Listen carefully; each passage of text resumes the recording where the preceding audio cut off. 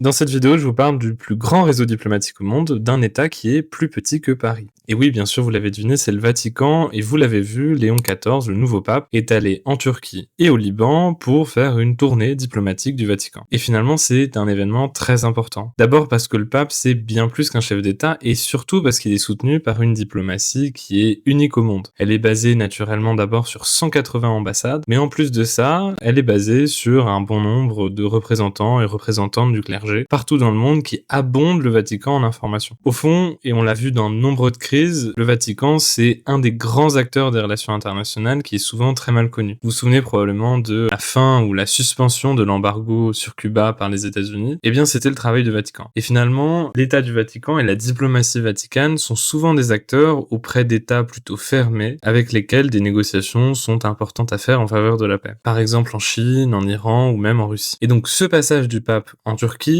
d'abord à Nicée, qui est un grand geste œcuménique, mais surtout au Liban, dans un pays qui est d'une grande instabilité actuellement, c'est pas que une visite de courtoisie, c'est une vraie visite de diplomatie.